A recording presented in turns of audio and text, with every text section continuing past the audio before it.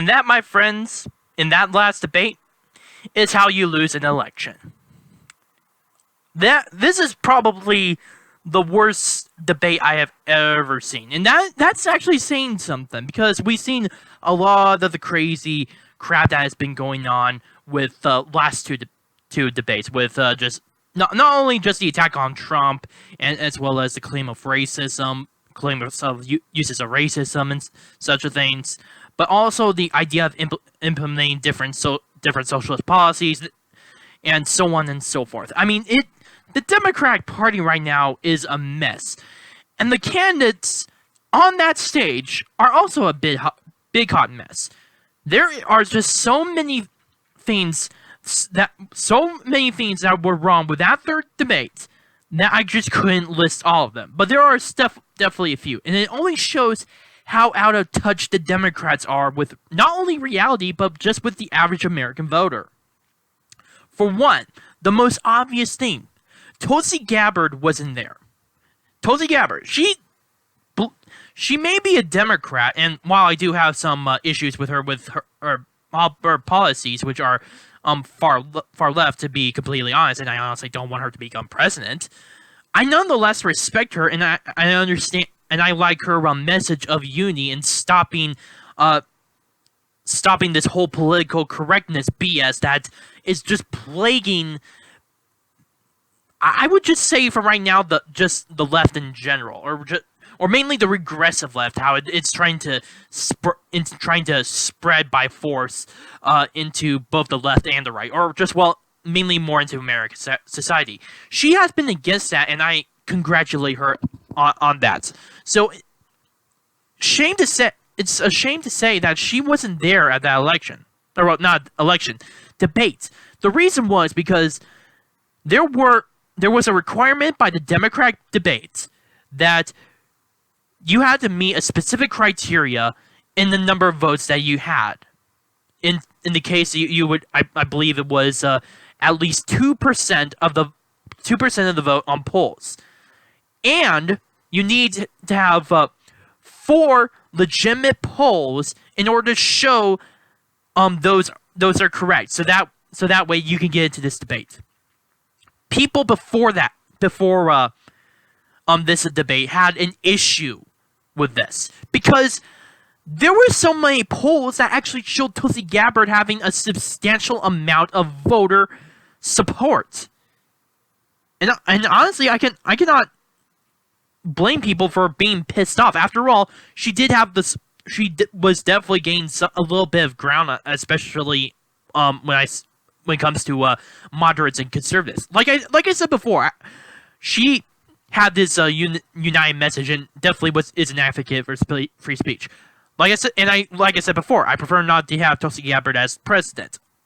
Nonetheless, the fact that she managed to bring a few people from the moderates to even a few conservatives to her platform says a huge amount of how bad the Democratic Party is screwing up. So many polls have actually showed that Tulsi Gabbard has had a substantial voter support. I believe over 20 polls actually show this, but apparently the Democratic Party only counted 2, and this has only just built up this idea that the Democratic Party is intentionally cheating and trying to pick their own candidates in order to defeat President Donald Trump. And I honestly would, in my own personal opinion, considering what's been going on, not just in 2020, but also back in 2016, this would make a whole lot of sense. They're just repeating the same mistakes as they did back in 2016. They wanted Hillary Clinton back when she was against Donald Trump, and now they're trying to think of someone else, either Elizabeth Warren or Joe Biden, who I'm actually going to be talking about later in this video. But then it came down to just a whole... the entire time, it was a whole mess. From political pandering, like how Julian Castro actually began to speak Spanish just to get a few extra virtue signaling points, to even Beto O'Rourke. And by God, Beto O'Rourke just pisses me off, and I believe he just single-handedly sunk the Democratic Party, not just for 2020, but for future elections. Single-handedly. The reason why I say that is because of a specific issue that he was talking about. Gun control. He said that he was talking about how his hometown of El Paso was affected, and then he went on to just this whole issue with gun violence across the country, and then he went, so yeah, hell yeah, we're going to come in and take your AR-15. We are going to take your AK-47, and the entire crowd, or at the very least, it sounded like the entire crowd, cheered for that. Something that is clearly would be considered a violation of the Second Amendment. Something that would definitely be ruled as a violation of the Constitution. He wants to do something like that. And now thanks to the fact that he is a candidate within the Democratic Party, this label is now going to be applied to the Democrats. And people are not happy about it, including some liberals, as a matter of fact.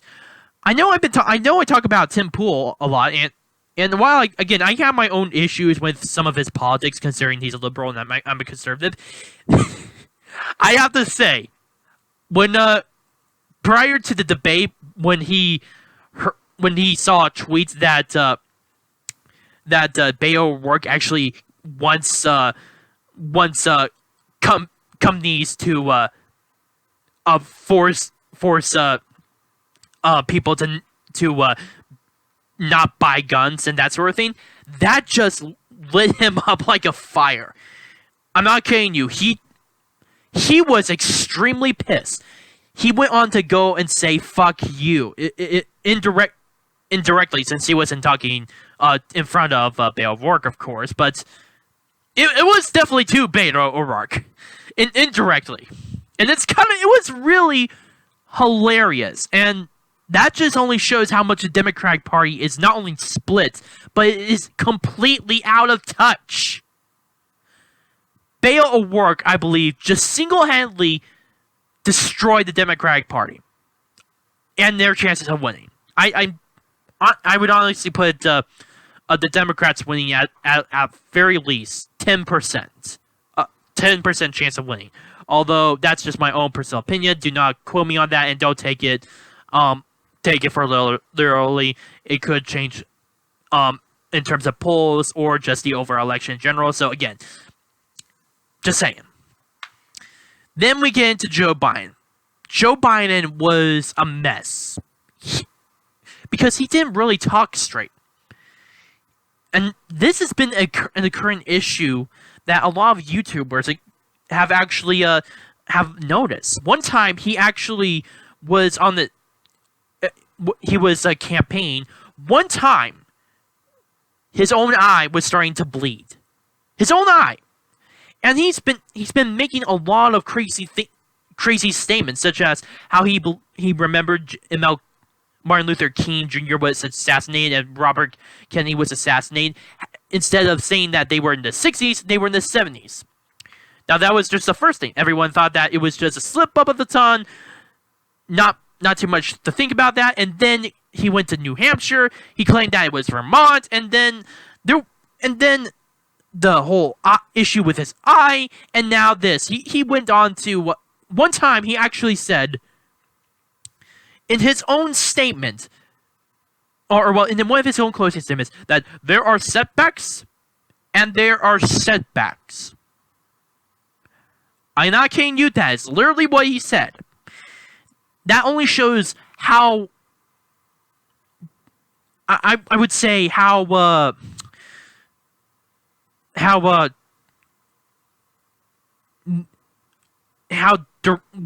strange his statements have been. And people have been thinking that he may be coming down with dementia or something. That I honestly wouldn't be surprised, to be completely honest with you, because some of the signs are there. Although again, although to be fair, I'm not a doctor, so I don't really know if this is the exact condition or not. nonetheless, it's definitely showing that Joe Biden, it does not look either healthy nor stable as not just simply as a candidate, but also should he become president of the United States. He doesn't look like that. It only further proves the point when he was talking about Medicare, how he said that in the first prior to being attacked by Julian Castro over the same issue, that he said that he believes in Medicare for all, and that it should be mandatory for people to buy Medicare for all, public health care. And Julian Castro attacked him on a few other things, like such as how he's getting rid of the private health care, and he said, no, I'm not doing. We're not doing that. I don't plan on doing that because it's not going to be required. And then he says, but 2 minutes ago you just said said that was the case. I mean, again, it just shows how badly things have been. Just how bad these candidates are flawed compared to President Donald Trump. Donald Trump is the clear winner in this. Now, continuing on with Elizabeth Warren. Now, I focus specifically on Elizabeth Warren because she is considered second place in the polls. Kamala Harris, not really, ever since Tulsi Gabbard's attack on her term as the California Attorney General, as well as some issues that, in terms of what she said about marijuana and just overall crime,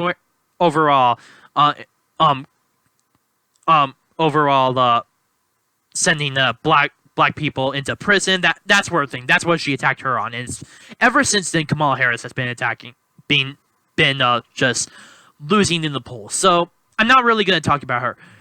What I am going to talk about is Elizabeth Warren. She again is the second likeliest choice in order to become the nominee for the Democrats. And I just say I don't really see much going on with her because, I mean, she has so much baggage as a result. She not only with her claim that she had Native American ancestry, but just her overall switching in terms of political positions. She is trying to go so far left in trying to defeat the other opponents. Although, to be fair, a lot of these other guys have been trying to do the same. So that's not really a new thing. But there is a major case in which would definitely be concerning, especially to the average American voter, when she talked about how she wanted to support Medicare for all, and wanted the top rich people, the 1%, to pay for such a thing.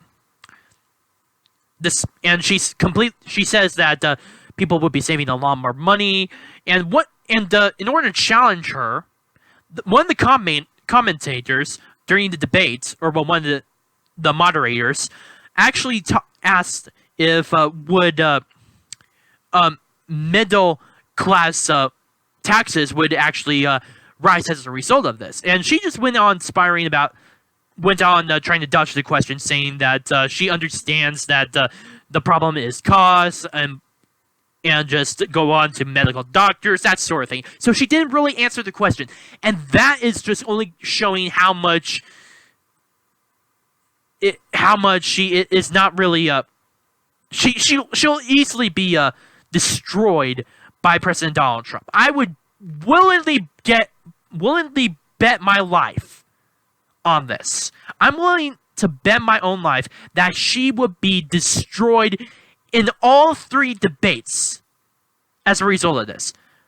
Donald Trump would easily take her down a notch, just for simply the fact that she is not directly answering the question. This is why I don't really see much hope for the Democrats in 2020, or in the future, to be quite honest. Because the further left they're going, the further down the rabbit hole are their chances of winning this election. This is a major issue that honestly, I don't think that they're going to solve. There's no way that they're going to solve this, in my personal opinion.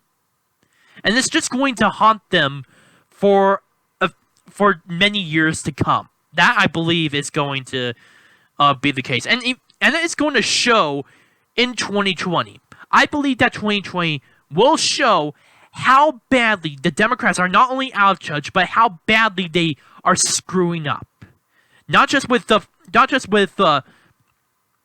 relying more on the establishment, not just with the manipulation, not just with attacking President Donald Trump so much that it's become utterly pointless, but also with the fact that they're just going so far left that it's turning so many people off. And let's not forget about many of their own candidates, including their own candidates in the debates so far. Andrew Yang, Julian Castro, Bernie Sanders, Elizabeth Warren, Joe Biden, so many others. These are such bad candidates that I do not see hope for the Democrats whatsoever. I believe that it will be a landslide. 2020 will be a landslide. But the Democrats are not going to ride that landslide. Certainly will not. They will most likely be crushed by it. And it will be the Republicans. And most specifically, Donald Trump, that will ride the election, and as well as the Republican Party to victory. My name is Nomi on the Arc Truth. Please post your comments down below, like this video, subscribe, and share with your friends. Also, if you guys have any issues with me in terms of how I speak, in terms of how I make my videos, please be sure to post them directly in the comments down below, or just directly message me. Thank you.